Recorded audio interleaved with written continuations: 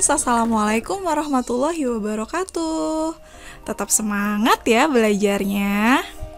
Hari ini kita akan melanjutkan pembelajaran mengenai sumber daya alam, namun lebih spesifik ke manfaat sumber daya alam berupa tumbuhan dan juga hewan bagi manusia. Ayo kita simak apa saja ya manfaatnya. Yang pertama digunakan sebagai bahan pangan.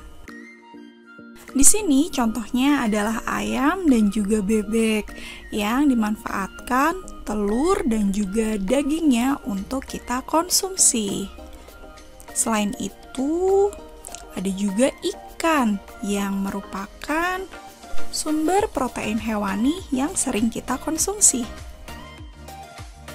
Selain ayam dan ikan, kita juga sering memanfaatkan kambing maupun sapi untuk diambil susu dan juga dagingnya.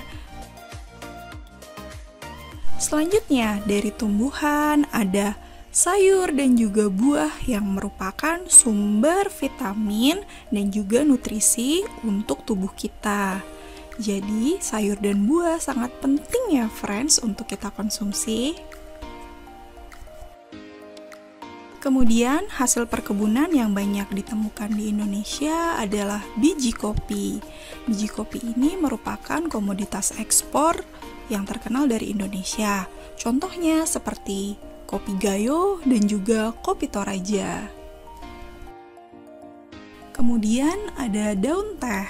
Nah, daun teh ini baik sekali untuk kesehatan kita, asalkan dikonsumsi dalam dosis yang wajar.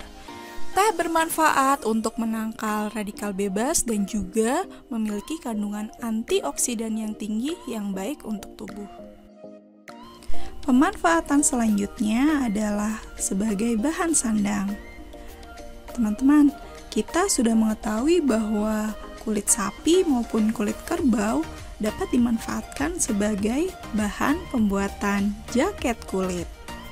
Begitu pula dengan kulit domba yang nantinya dapat dimanfaatkan untuk pembuatan benang wool yang bisa diolah menjadi bahan pakaian musim dingin.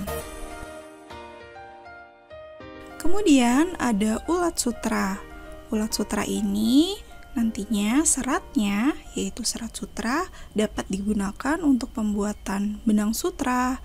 Setelah itu dapat diolah menjadi kain sutra dan biasanya digunakan lagi untuk pembuatan jenis pakaian seperti batik sutra dan sebagainya. Teman-teman pasti tahu kan pohon kapas? Bagian pentingnya yaitu bunga kapas akan dapat diolah sedemikian rupa sehingga menghasilkan serat kapas. Kemudian serat kapas inilah yang nantinya akan diolah menjadi kain katun.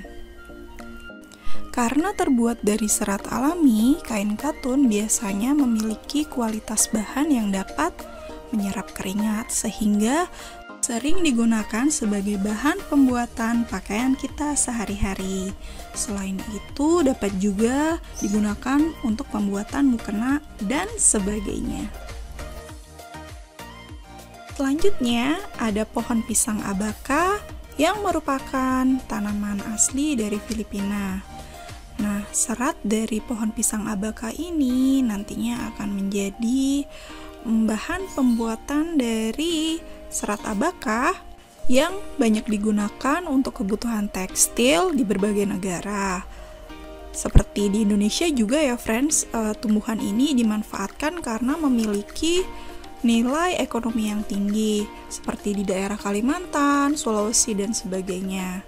Kalau di Filipina sendiri, serat pisang abaka ini nantinya dapat dijadikan sebagai bahan pembuatan pakaian adat. Kemudian ada serat rami. Serat rami ini nantinya akan diolah menjadi bahan dasar pembuatan kain linen. Keunggulan dari kain linen adalah dia tidak mudah menyerap noda dan juga dapat menahan dingin. Pemanfaatan selanjutnya adalah sebagai bahan dasar pembuatan peralatan rumah tangga. Yang pertama adalah bulu angsa. Bulu angsa dapat dimanfaatkan sebagai bahan pembuatan isi dari guling dan juga bantal, kemudian dapat juga digunakan untuk pembuatan shuttlecock. Bulu domba juga dapat dimanfaatkan untuk pembuatan karpet bulu domba tentunya. Karpet ini dikenal sangat lembut dan juga hangat ya friends. Kemudian ada bulu ayam. Bulu ayam ini dapat dimanfaatkan sebagai bahan dasar pembuatan kemoceng. Apakah teman-teman sering memperhatikan ketika membeli air kelapa murni, biasanya sabut kelapanya tidak dibuang oleh penjual karena itu dapat dikumpulkan dan dijual kembali untuk pembuatan cocoa fiber. Nah, cocoa fiber ini atau serat dari kelapa itu dapat dimanfaatkan untuk pembuatan berbagai macam alat rumah tangga seperti keset, kemudian untuk sabut cuci piring dan juga alat-alat lainnya.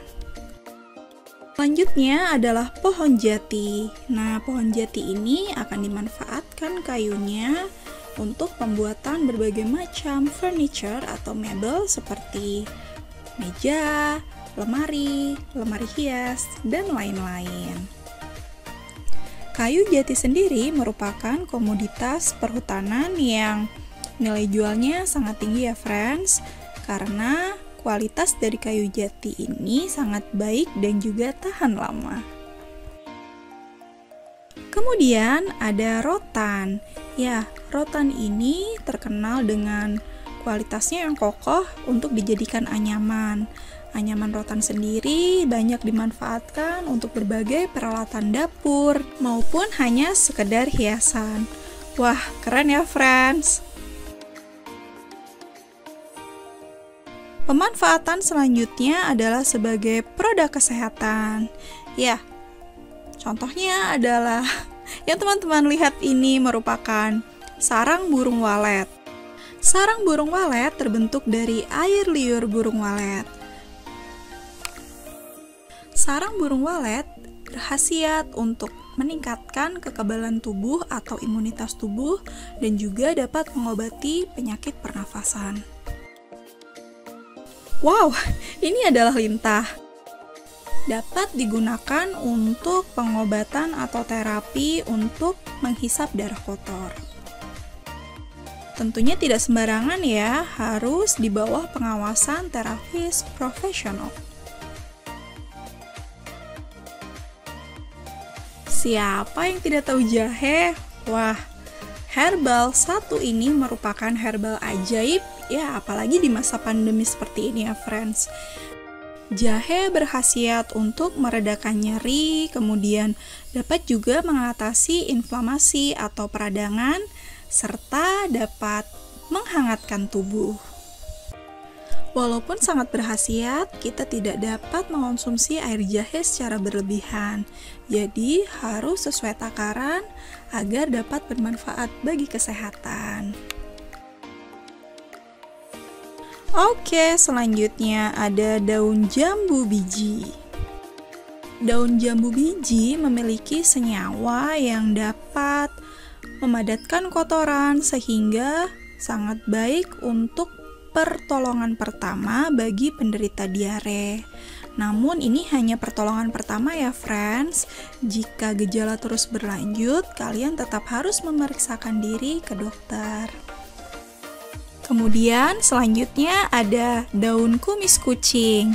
Daun kumis kucing dipercaya sangat bermanfaat untuk kesehatan ginjal. Nah, demikian friends, itulah beberapa hewan dan juga tumbuhan yang dapat dimanfaatkan untuk kehidupan manusia sehari-hari. Masih banyak lagi ya friends, hewan dan juga tumbuhan lainnya yang sangat bermanfaat bagi manusia. Nah, apakah teman-teman memiliki informasi mengenai hal itu? Bisa kamu share ya kepada guru dan juga teman dan dapat didiskusikan melalui Zoom meeting. Oke, demikian. Let's say hamdalah. Thank you for your attention and Wassalamualaikum warahmatullahi wabarakatuh. Bye-bye.